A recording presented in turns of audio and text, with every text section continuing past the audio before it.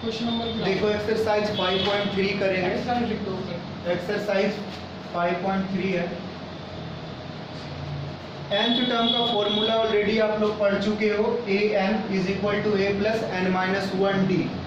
इसका भी हम लोग इसमें यूज करेंगे, यानी आप 5.3 करोगे तो 5.2 का यूज होगा ही होगा, लगभग सारे क्वेश्चन में यूज होगा। नया फॉर्मूला ये सम का फॉर्मूला है।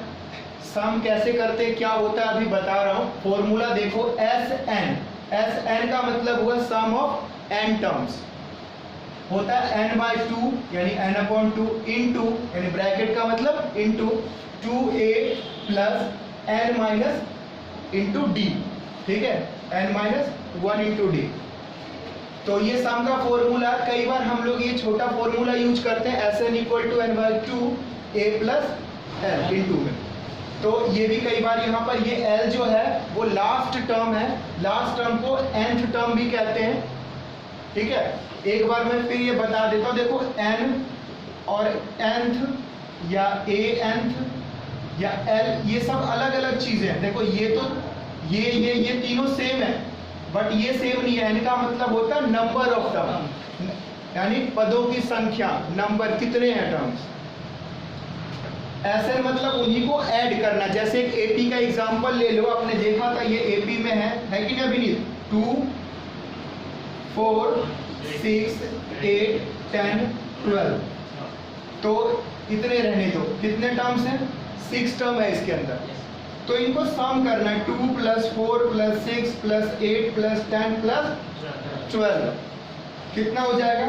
6 6 12 8 20 30 42 हो गए टोटल, नहीं मैं 42 हो गए। एक और लो एग्जांपल, 1 2 3 4 5 6 7 8 9 10, यानी first 10 natural number, first 10 natural number का सम कितना होता है? 55 होता है, ठीक है। ये कई बार आप लर्न भी करके रखो, मेंटल मैथ में छोटे मोटे क्वेश्चन ओरली पूछा जाता है।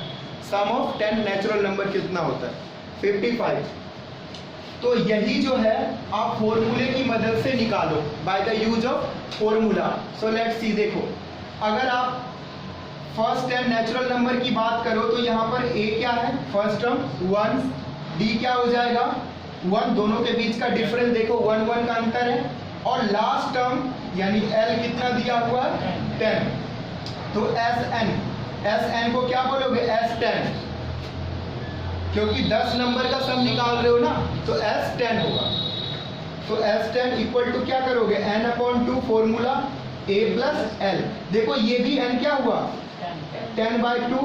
a हमारा फर्स्ट टर्म 1, लास्ट टर्म क्या है? 10। कितना हो गया? 10/2 5 हो गया, और इधर 11 यानी 15 आ गया। हाँ जी जयप्रकाश, ठीक है। यहाँ पर एक क्वेश्चन है, मैं हमेशा शेयर करता हूँ एक घटना इवेंट। देखो हमेशा मैं मेंटल मैथ क्विज कंपटीशन में पार्टिसिपेट करा था, तो अपने सेक्शन में, फिर अपने क्लास में, फिर उसके बाद अपने स्कूल, क्लास और स्कूल एक ही बात होगा, सेक्शन क्लास, तो 2 राउंड जीता। उसके बाद रीजनल लेवल होता है जिसमें आसपास के रीजन के कुछ स्कूल होते हैं, फिर उसके बाद डिस्ट्रिक्ट लेवल होता है, फिर जोनल लेवल होता है, फिर स्टेट लेवल होता है इन दिल्ली के अंदर। तो मेंटल मैथ क्विज कंपटीशन होता है, तो उसमें मैं जोनल लेवल तक गया था, ठीक है। तो जोनल में अगर जीतता तो फिर जो आगे बीच में ना क्लस्टर लेवल होता है, और रीजनल लेवल शायद ऊपर होता है, तो मतलब 2 लेवल पीछे रह गया था, बस 2 लेवल रह रहा था तो स्टेट तक पहुंचने के लिए। तो वहाँ पर एक क्वेश्चन पूछा था, और जिस क्वेश्चन ने मेरे को काफ़ी ज़्यादा डिमोरलाइज कर दिया और आगे जो है गड़बड़ हो गया, आगे नहीं जा पाए। वो क्वेश्चन आज तक याद रहता है, बिल्कुल रटा हुआ था, याद किया हुआ था कि सम ऑफ 10 नेचुरल नंबर क्या होता है? 55। वो पूछेंगे नहीं, पहले बता देंगे क्या जी। लेकिन उन्होंने पूछा sum of first 13 natural number, 13 natural number. तो मैंने यही फॉर्मूला लगाना था, क्या? 13 डिवाइडेड बाय 2, a यानी फर्स्ट टर्म, और n टर्म क्या हुआ? 13। मैंने यहाँ पर फट से कैंसिल किया, 0.6.5 इंटू 14। लो करते रहो मल्टीप्लाई, क्योंकि ब्रेन में करना होता है ना, देख कर ये क्वेश्चन दिमाग में कि 13 6.5 14 से उलझ गया, जबकि मुझे करना क्या चाहिए था? 13/2 ये प्लस किया 1391 होता है 91। जब वो क्वेश्चन, क्योंकि 1 मिनट का समय होता है उसमें दूसरा बता देगा नहीं तो आगे, तो उसके बाद इतना ज़्यादा मेरे को फील हुआ कि मतलब मैं इसी को सोचता रह गया और फिर वक्त निकल गया 10th में। ठीक है, हमें भी जाना सर, आप भी क्विज वगैरह कर होता है। सेक्शन से तो मैं ऑलरेडी सेलेक्ट हो गया था। चलो ऑन है भाई, क्वेश्चन सॉल्व करते हैं बातों में। तो ये समझ में आया होगा, थोड़ा सा आइडिया मिल गया होगा। ठीक है, ये छोटी सी बात इसलिए बता देता हूँ, कई बार मोटिवेशन होता है, चीज़ें बच्चे समझते हैं कि हमारे साथ। तो ये आप चाहो तो नोट कर लो। देखो थर्ड क्वेश्चन आपको बता रहा हूँ जिससे कि कॉन्सेप्ट थोड़ा सा क्लियर हो जाएगा और बाकी क्वेश्चन भी आप इसी की मदद से कर सकते हो। यहाँ पर एन भी निकालना है और एस एन भी निकालना है। तो गिवन क्या दिया, क्या है, ए डी और ए एन। तो देखो हम एक फॉर्मूला जानते हैं, a n is equal to a plus n minus 1 d. तो इसमें ए एन की वैल्यू रखो 50 और ए की वैल्यू 5, एन माइनस 1, डी की वैल्यू 3। 50 में से 5 माइनस करोगे 45 बच गया, एन माइनस 1 इंटू 3 इसके साथ डिवाइड कर दोगे, n माइनस 1। देखो n इक्वल टू हो जाएगा, यहाँ से 15 आएगा और प्लस 1 कितना हो जाएगा 16, n इज इक्वल टू 16। तो फर्स्ट आपको जो निकालना था, n की वैल्यू आ चुकी है। इसके बाद आप एस एन निकालोगे। देखो एस एन निकालने के लिए आपके पास दो फॉर्मूला है। एक formula n/2 2a plus n minus 1d और दूसरा फॉर्मूला है n/2 a प्लस n। तो आप दोनों फॉर्मूला यूज कर सकते हो, किसी से भी कर सकते हो। तो हम लोग छोटा फॉर्मूला यूज करेंगे। n कितना हमें दिया हुआ है, अभी निकाला 16 डिवाइडेड बाय 2। a हमारा फर्स्ट टर्म दिया हुआ 5 और लास्ट टर्म दिया हुआ 50। ठीक है, सॉल्व करोगे देखो कितना आ गया 16, ये हो जाएगा 55 डिवाइडेड बाय 2। इससे कैंसिल करोगे ये 8 हो गया, 8 इंटू 15 680। सही है, 8 5 सा 14 480 आया समझ में। देखो जो चीजें आपको गिवन है उसी से आगे बढ़ोगे। आपके पास केवल दो ही फॉर्मूला है, उन्हीं दोनों फॉर्मूला को यूज करना है। जब आपको फाइनली क्या निकालना है n, तो an वाला फॉर्मूला यूज करोगे, n निकल के आ जाएगा। और sn निकालने के लिए आप sn का फॉर्मूला लगाओ। तो आप बड़ा फॉर्मूला क्यों यूज करोगे जब छोटा से काम चलता है। तो छोटे फॉर्मूले से ये आ गया 440 आएगा। अंकुश तेरा कैलकुलेशन क्या होगा 440। इसका 7th पार्ट देखो, इसमें a दिया हुआ है 8 और a n दिया हुआ है 62 और s n दिया हुआ है 210। फाइंड करना है आपको n एंड d। अब देखो यहाँ पर ए एन भी दिया हुआ है और एस एन भी दिया हुआ है ना। इंपॉर्टेंट क्वेश्चन, ए एन और एस एन दोनों दिया हुआ है। तो देखो ए एन का फॉर्मूला यूज करो, ध्यान से समझना, इस क्वेश्चन में ही सारा रहस्य है इस चैप्टर का। n माइनस 1d एडजस्ट करो, निकाल लेंगे।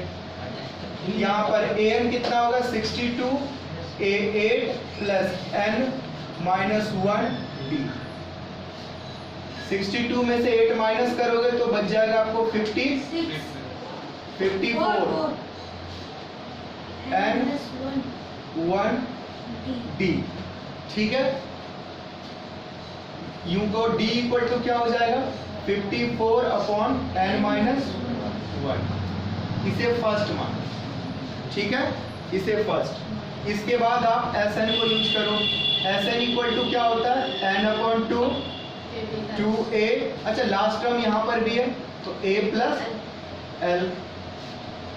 Sn दिया हुआ है 210 n/2 a इक्वल टू 8 और l दिया हुआ है 62।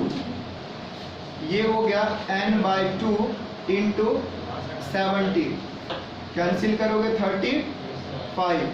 सो n इक्वल टू बच्चों 210 डिवाइडेड बाय 35 होगा। इसे आप कैंसिल कर सकते हो, 7 5 और 5 से इसे भी कैंसिल कर सकते हो बेटे, 7 से ही कर लो। देखो 7 5 और 7 3 फिर 30/5 6। It means that the value of n is 6।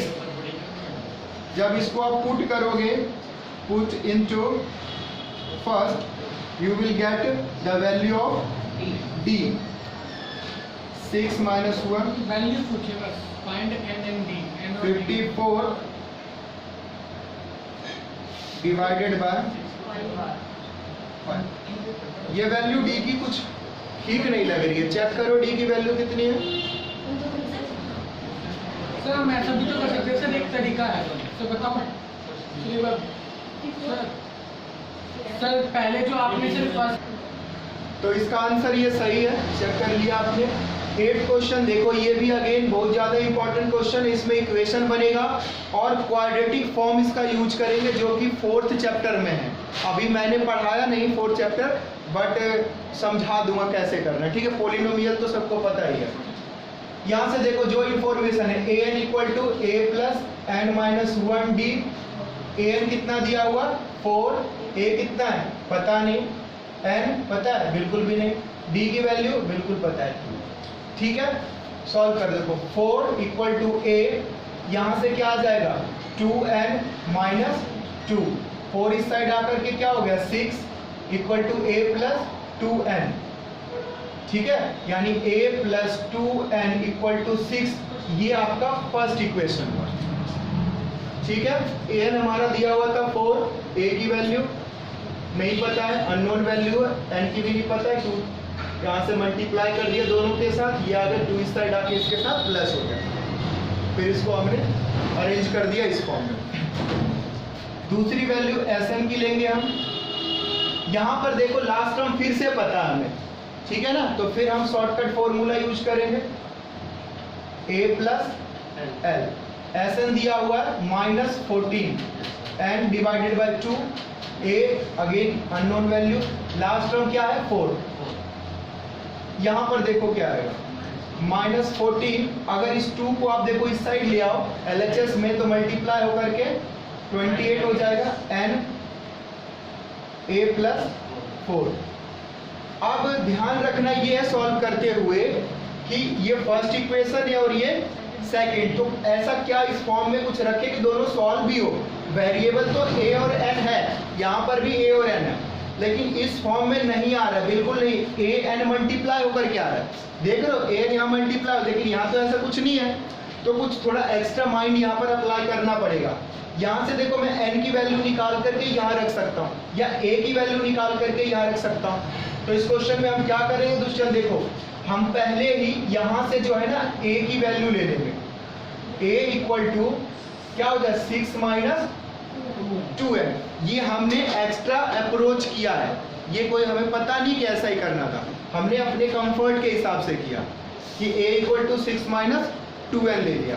अब a के प्लेस पर पुट कर दो, यहाँ पर n, यहाँ पर क्या हो जाएगा 6 माइनस 2n प्लस 4, यहाँ लिख देंगे since a equal to 6 minus 2n, या फिर इसको 1 मानेंगे तो यहाँ लिख देंगे फ्रॉम 1। सॉल्व करिए इसे, 28n, ये कितना हो जाएगा 10 माइनस 2n, 28 इससे मल्टीप्लाई करोगे 10n, इसको इससे मल्टीप्लाई करोगे तो 2n स्क्वायर। अब इसको सही से अरेंज करो, इसको इस साइड लेके आओ, देखो 2n स्क्वायर, ये भी इस साइड आएगा तो -10n, ये ऑलरेडी इसी साइड है, तो 28 इक्वल टू 0। जयप्रकाश देखो ये जो है ना इस तरह से अरेंज हुआ, बट इसको मैंने स्टैंडर्ड पॉलिनोमियल फॉर्म या स्टैंडर्ड क्वाड्रेटिक इक्वेशन के फॉर्म में अरेंज किया। पॉलिनोमियल पढ़ाया था, पॉलिनोमियल क्या था, यही था ना ax² + bx + c। इसी के आगे अगर 0 लगा दोगे तो ये बन जाएगा इक्वेशन। कौन सा इक्वेशन? क्वाड्रेटिक इक्वेशन, क्योंकि पावर इसका क्या है 2। इसी को सॉल्व करना हमें सीखना है चैप्टर नंबर 4 में। और अभी बता रहा हूँ, जिस बच्चे को अच्छे से समझ में आ जाए 4th चैप्टर जाना, घर में सॉल्व कर लेना जितने सॉल्व हो सकते तुमसे। सॉल्व करने के 3 मेथड होते हैं डिफरेंट। तो हम लोग अभी वही मेथड करेंगे जिसका थोड़ा सा आपने मिडिल टर्म स्प्लिटिंग पढ़ रखा है 9th क्लास में, 8th क्लास में। तो मिडिल टर्म स्प्लिटिंग करेंगे, इसको हमने बस अरेंज कर लिया। देखो 2 इन सब में कॉमन है, तो 2 कॉमन लेकर के क्या करेंगे? हटा देंगे। ये हो जाएगा n², ये 5n और ये हो जाएगा 14। अब देखो यहाँ पर एक बात, बच्चे सोच रहे हैं सर हम तो x² में पढ़ते थे। बेटा x हो, a हो, b हो, p हो, कुछ भी हो सकता है। n के प्लेस पर x रख लो, जो x की वैल्यू आएगी वही फिर n की वैल्यू हो जाएगी। तो हम क्या करेंगे? x n एक ही बात हुआ, वैसे लिखते भी कुछ बच्चे x और n एक ही जैसे।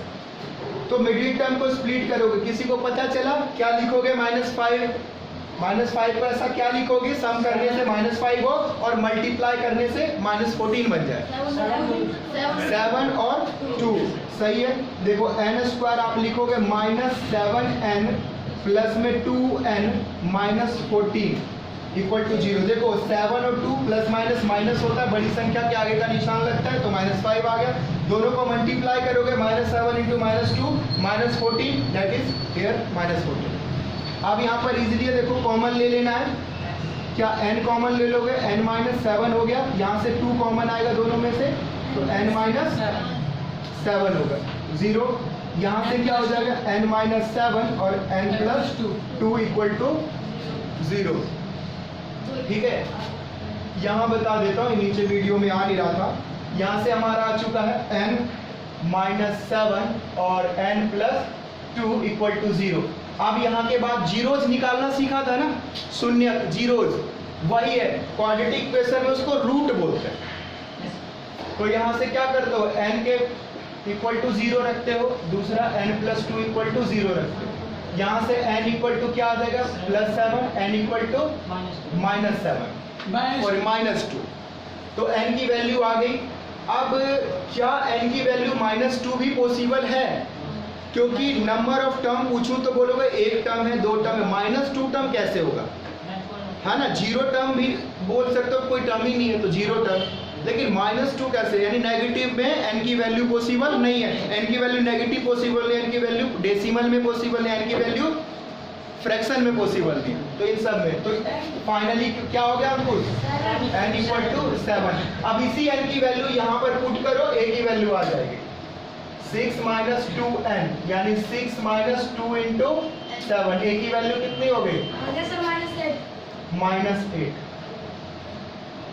तो why this question is important? Important is because इसमें 2 इक्वेशन इस तरह से फॉर्म हो रहे कि नॉर्मल नहीं है।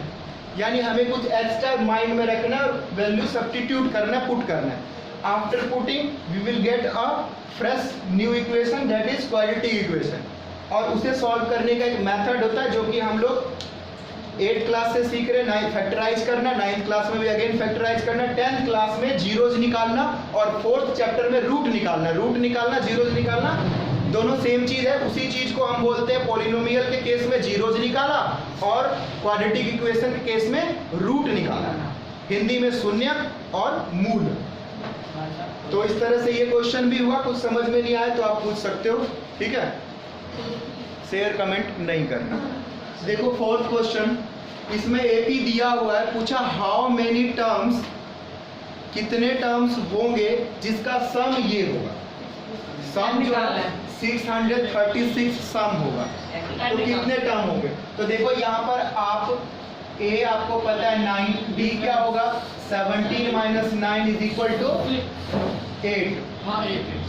n की वैल्यू आपको निकालना है। देखो ऐसे का फॉर्मूला यूज करेंगे। क्या होता है formula? n/2 2a plus n-1d। कई बच्चे अभी सोच रहे हैं सर वो a + l, l तब यूज करोगे जब लास्ट टर्म आपको ओवरऑल पता होगा, और लास्ट टर्म आप पता कर भी नहीं सकते जब तक n आपको पता नहीं है।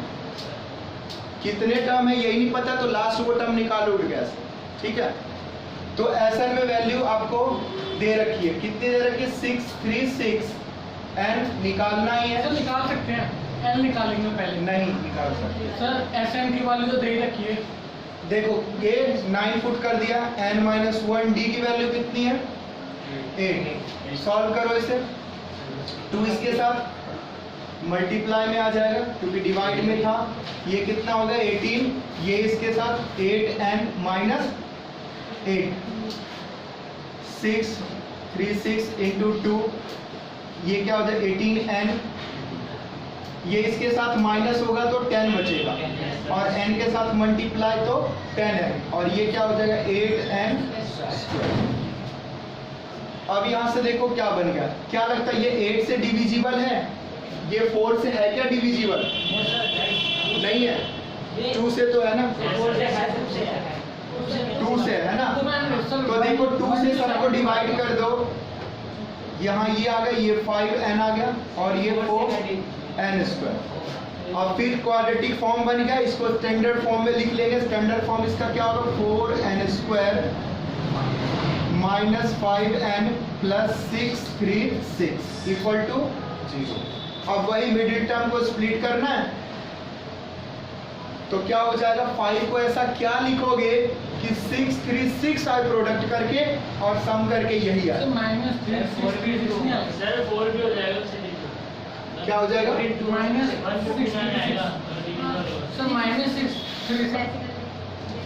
देखो बच्चों, यहाँ पर जब क्वाड्रेटिक फॉर्म हो गया क्वाड्रेटिक इक्वेशन, तो आपके पास क्वाड्रेटिक इक्वेशन को सॉल्व करने के 3 फॉर्मूले होते हैं। एक होता है कंप्लीटिंग स्क्वायर मेथड, एक मिडिल टर्म स्प्लिटिंग मेथड और तीसरा होता है क्वाड्रेटिक फॉर्मूला का यूज करके।